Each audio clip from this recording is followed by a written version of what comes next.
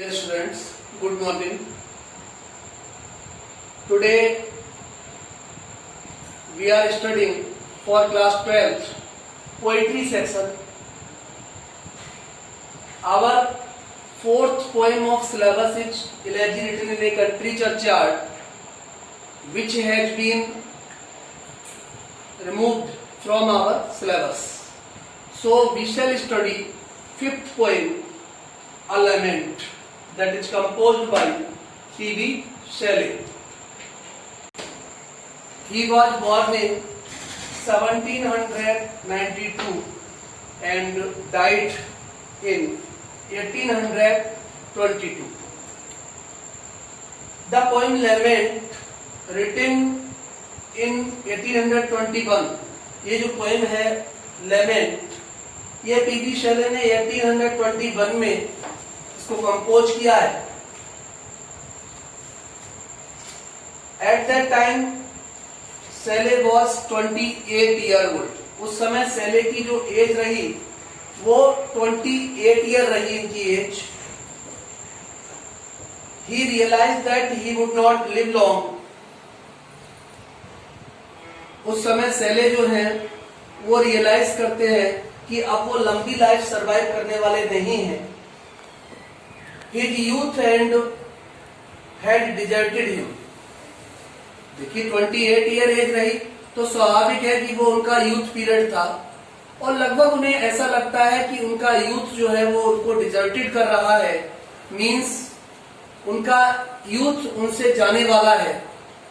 कहने का मतलब ये है कि eight that time he felt that he would not live long for a long time. So he expressed his despair. despair कहते हैं निराशा. उन्होंने अपनी निराशा को एक्सप्रेस किया है द पोएम लेमेंट में. लेमेंट का मीन्स भी शोक गीत, विलाप युक्त गीत होता है, जो हम यहाँ इस पोएम की जो टेक्स्ट है उसमें हम स्टडी करेंगे. Now you see in your text today we are studying about P.B. Shelley. It is generally said that he was a poet of despair. इनका जीवन निराशाओं से भरा रहा और अपनी निराशाओं पर प्रकट करने के लिए, एक्सप्रेस करने के लिए इन्होंने अ लेमेंट पोएम कंपोज की, जो हम यहाँ पढ़ रहे हैं. एक बात और जाननी जरूरी है. स्टार्टिंग में इन्हें रोमांटिक पोइट के रूप में भी जाना गया, लेकिन आफ्टर टीनेज का मतलब है after 19, he was depressed, opposed and lost himself in despair. उन्होंने खुद को डेस्पेयर में लॉस्ट कर दिया. फर्स्ट स्टंजा हम देखेंगे जब इनको लगता है कि अब ये अपना यूथ सही से सरवाइव नहीं कर पाएंगे. ये तो डेट ऑफ बर्थ से ही हम समझ रहे होंगे, 92 में जन्म हुआ है इनका और 1822 यानी कि 30 ईयर में इनकी डेथ हो गई. बहुत शॉर्ट लाइफ सरवाइव किया. देखें टेक्स्ट. ओ वर्ल्ड, ओ लाइफ, ओ टाइम. देखिए यहां पोइट इंडिकेट करता है वर्ल्ड की ओर, पूरी दुनिया की ओर, लाइफ जीवन की ओर, टाइम समय की ओर. On whose last step I climb. First sentence जो दिखाई दे रहा है हमें, ये इसमें एपोस्ट्रोफी फिगर ऑफ स्पीच है. यहां पोइट इमेज करता है on whose last step I climb, कि जिस स्टेप पर पहले में क्लाइंब कर सकता था, now I have not capacity, अब मेरे अंदर उस स्टेप पर जाने की क्षमता नहीं है. सीधी अगर लैंग्वेज में हम कहें तो हम ये कहेंगे पोइट डेस्पेयर में चला जाता है, निराशा में चला जाता है और उसको लगता है कि जो मैं कार्य पहले कर सकता था वो अब करने की क्षमता मेरे अंदर नहीं है. Trembling at that where I had stood before, trembling means होता है कांपना, मेरा शरीर कांपता है।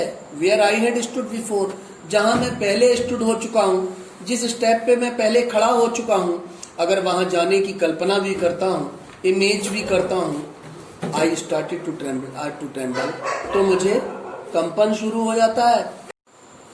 When will return the glory of your prime, poet यहाँ कल्पना करता है, विचार करता है कि मेरे जो प्राइम की ग्लोरी है, जो युवावस्था की ग्लोरी है, जो मैंने टीनेज पास आउट की है, क्या वो समय दोबारा जीवन में वापस आएगा।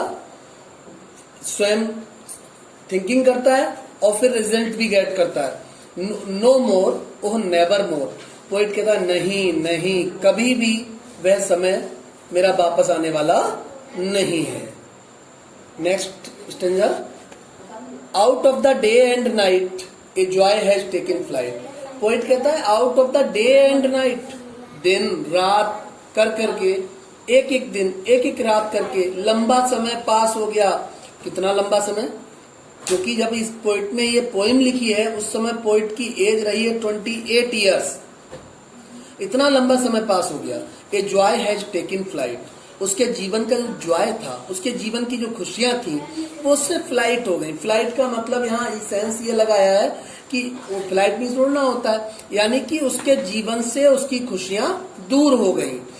फ्रेश स्प्रिंग, समर, विंटर, वर, यानी कि स्प्रिंग बसंत का मौसम होता है, समर गर्मी का मौसम होता है, विंटर जाड़े का मौसम होता है। पोइट कहता है कि जिन वेदर्स में मैं आनंद लेता था, एंटरटेनमेंट करता था, एंजॉयमेंट लेता था, आज वही वेदर मुझको होवर मीन्स फियर क्रिएट कर रहे हैं, डर पैदा कर रहे हैं। मूव माई फेंट हर्ट विथ ग्रीफ, और पोइट कहता है कि मेरा हर्ट जो है, मेरा हृदय जो है, वो ग्रीफ से भरा हुआ है। ग्रीफ का मतलब दुख है। बट विद डिलाइट, फिर एक बार पोइट इमेज करता है, once again the poet thinks that it may be possible I shall get delight in life. Poet क्या सोचता है, हो सकता है मुझे जीवन में डिलाइट दोबारा मिल जाए, खुशियां दोबारा मिल जाए, आनंद दोबारा मिल जाए। फिर निर्णय लेता है, नो मोर, ओह नेवर मोर, नहीं नहीं, अब मुझे वो खुशियां, वो डिलाइट, वो एंजॉयमेंट दोबारा जीवन में प्राप्त होने वाला नहीं है। इस टाइप ये पोएम जो है, इस तरीके से पोइट ने अपनी फीलिंग्स को यहाँ एक्सप्रेस किया है।